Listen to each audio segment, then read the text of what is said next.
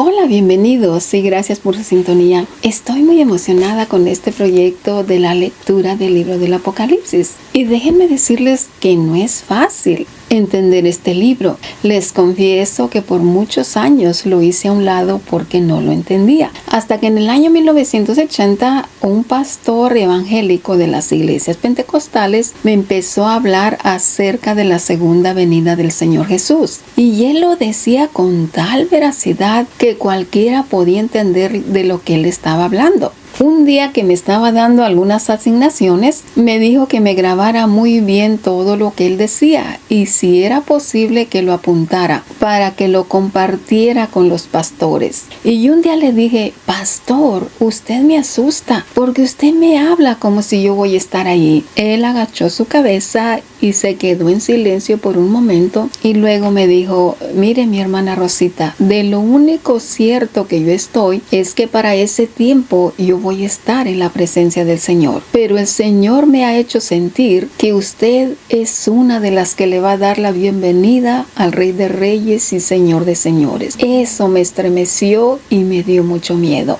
Pero a partir de allí le empecé a poner mucha atención a todo lo que él decía y trataba de apuntar todas sus asignaciones. Primeramente quiero compartir una introducción del libro del Apocalipsis de una Biblia de estudio, la Biblia Thompson de referencias de la versión Reina Valera de 1960. Primeramente vamos a preparar nuestra mente y nuestro corazón para que el Señor nos dé entendimiento y sabiduría para entender su palabra. Te damos gracias, Padre Santo, en este día, Señor, reconociendo que tú eres el único Dios verdadero. Te damos gracias por tu amado Hijo y por tu Santo Espíritu, porque entendemos, Señor, el plan completo que tú hiciste, que tú preparaste para la salvación de nuestras almas, enviando a tu amado Hijo, Señor, para morir por cada uno de nosotros. Y reconocemos el sacrificio que hizo nuestro Señor Jesús para salvarnos, Señor, para pagar el precio por cada uno de nosotros. Te damos también gracias por tu Santo Espíritu, porque el Señor Jesús dijo, te rogaría a ti para que nos envíes el Espíritu Santo, el mismo Espíritu de vida que estaba en Cristo, para que esté ahora con nosotros todos los días hasta el fin del mundo. Él nos guiará y nos enseñará todas las cosas. De momento, mi Dios, te pedimos sabiduría, Señor, entendimiento. Abre nuestras mentes y prepara nuestros corazones para que podamos entender lo que tú tienes para nosotros en este tiempo. Te damos gracias, Padre, y te lo pedimos en el nombre de nuestro Señor Jesucristo. Amén. Pues ahora sí vamos a empezar con la introducción de este libro. Se dice que el autor de este libro fue el apóstol Juan, lugar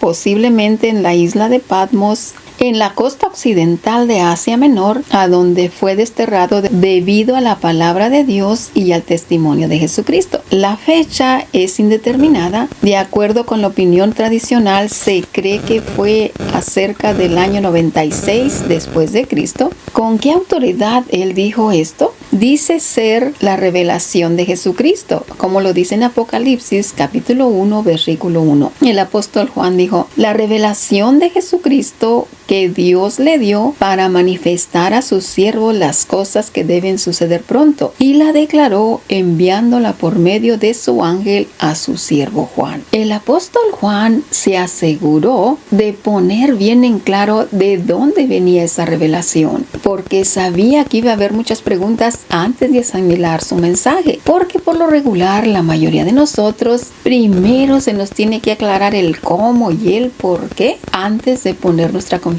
en algo. La siguiente sugerencia es métodos de interpretación. Estos han sido extremadamente variados y con frecuencia imaginativos. Miles de tomos se han escrito sobre este libro. Han existido 4 escuelas principales que tratan con este tema. Primero, la preterista, cree que las profecías del Apocalipsis ya se han cumplido. Segundo, la futurista sostiene que el libro contiene un pronóstico de la Biblia universal. Y tercera escuela, la historicista, ve los sucesos del libro como descripciones simbólicas de la historia de la iglesia desde la época del Nuevo Testamento hasta el final del tiempo. Y la cuarta escuela es la eléctica o idealista. Hace hincapié en los principios espirituales del libro libro y no intenta dogmatizar sobre detalles de las visiones más misteriosas. Esas son las características de las 4 escuelas principales. Particularidades de este libro. La primera es el Apocalipsis es el único libro de la Biblia que tiene una promesa especial para los lectores obedientes, como lo dice en el capítulo 1, versículo 3. Bienaventurado el que lee y los que oyen las palabras de esta profecía y guardan las cosas en ella escritas, porque el tiempo está cerca. Bienaventurado, según el diccionario, quiere decir dichoso o doblemente feliz y bendecido. Eso es una tremenda bendición, pero al mismo tiempo pronuncia una maldición para los que le alteren su contenido. Dice en el capítulo 22 del 18 al 19, yo testifico a todo aquel que oye las palabras de este libro, si alguno añadiere a estas cosas, Dios traerá sobre él las plagas que están escritas en este libro. Y si alguno quitare de las palabras de esta profecía, Dios quitará su parte del libro de la vida y de la santa ciudad y de las cosas que están escritas en este libro. Esto sí que es una maldición terrible. ¿Cuántos se recuerdan de todas las plagas que mandó el Señor a Egipto al rey Faraón para liberar al pueblo de Israel? La primer plaga fue la sangre, donde convirtió toda el agua en sangre. La segunda plaga fue la de ranas. La tercera plaga fue de piojos. La cuarta plaga fue de moscas. La quinta plaga en el ganado representa pérdida material de sus posesiones, porque eso era lo que ellos poseían para su sustento. La plaga de las úlceras, la plaga de granizo, la plaga de langostas, la plaga de tinieblas y la peor de todas, la muerte de los primogénitos. Todas estas plagas atacan directo tu salud y tus posesiones. Parece como que esta maldición está algo exagerada, ¿verdad? Pero el motivo principal no es para meter miedo, sino para que leamos la palabra de Dios con temor y reverencia, pidiendo siempre al Espíritu Santo que nos dé la revelación. Porque cuando el Señor te dice que le digas algo a alguien o que des un mensaje fuerte para alertar a su iglesia, si no lo dices también habrá consecuencias, como lo dice en Ezequiel 33:6. Dice, pero si el atalaya viere venir la espada y no tocare la trompeta, y el pueblo no se arrepintiere, y viniendo la espada hiriere a alguno, este fue tomado por causa de su pecado y morirá, pero demandaré su sangre de mano del atalaya. Así que aquí te ponen como en una encrucijada, porque si dices a la gente que vendrá un castigo a la tierra por causa de su pecado, la mayoría se van a molestar contigo, pero si no lo dices, a ti te va a ir peor. Si no se arrepienten, ellos van a morir por causa de su pecado, pero el Señor te va a culpar a ti de su muerte. Eso está terrible. Así que es mejor dar el mensaje, por más fuerte que parezca, y el que se quiera arrepentir, pues gloria a Dios. Pero el que no quiera arrepentirse, pues se enfrentará a la ira del Señor es solo. Tú quedas libre de culpa. Por este motivo, no cualquiera se atreve a predicar o dar una interpretación del libro del Apocalipsis. Y no por miedo, sino por temor y reverencia a la palabra del Señor. Pues entendiendo esto, vamos a entrar a la lectura de este libro con mucho temor y reverencia. Y esto no fue algo que se me ocurrió a mí o que se me dio por revelación directamente. No, esto no fue así. Yo me estoy apoyando en la enseñanza de un pastor evangélico en el año 1980 de las iglesias pentecostales. Después, en el año 1995, el Señor lo confirmó con sueños y visiones por espacio de 10 años y posteriormente con una revelación de su palabra en el año 2005. Así que he oído esta enseñanza de 3 formas diferentes y en 3 tiempos muy diferentes. La segunda particularidad de este libro es que el número 7 es predominante en este libro. Se mencionan 7 candeleros, 7 iglesias, 7 ángeles, 7 trompetas, 7 truenos, 7 tazas, 7 espíritus, etc.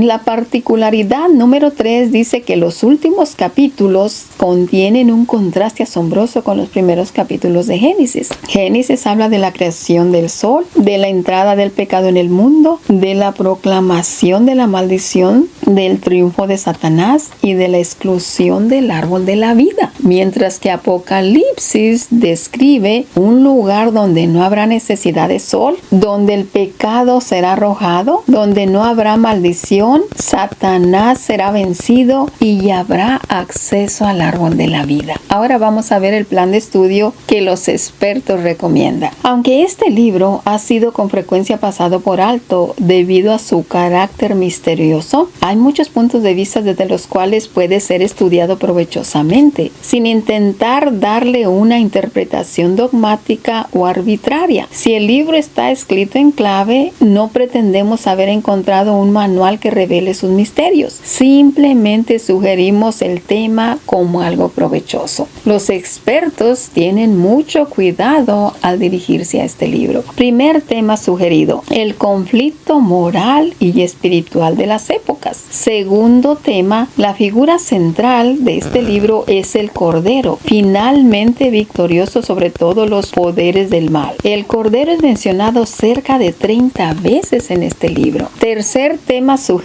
es acontecimientos de la época. Hay muchos de estos acontecimientos en el libro, pero sugerimos dos que se deben tener en cuenta al estudiar las visiones. En primer lugar, el nacimiento del Hijo varón, visto por muchos como la encarnación de Jesucristo. En el capítulo 12, versículo 5 dice: y ella dio a luz a un hijo varón que regirá con vara de hierro a todas las naciones, y su hijo fue arrebatado para Dios y para su trono. El segundo tema es el toque de la séptima trompeta, que anuncia su victoria en todo el mundo. En el capítulo 11 y versículo 15 dice: el séptimo ángel tocó la trompeta y hubo grandes voces en el cielo que decían: los reinos del mundo han venido a ser de nuestro Señor y de su Cristo, y Él reinará por los siglos de los siglos. Aquí es donde el Señor Jesús recuperará todos los reinos del mundo y todo lo que el enemigo había despojado a la humanidad en el huerto del Edén con la entrada del pecado. Ahora vamos con la hipnosis del libro. El libro se puede dividir en una serie de visiones, algunas de las cuales están parcial o totalmente veladas.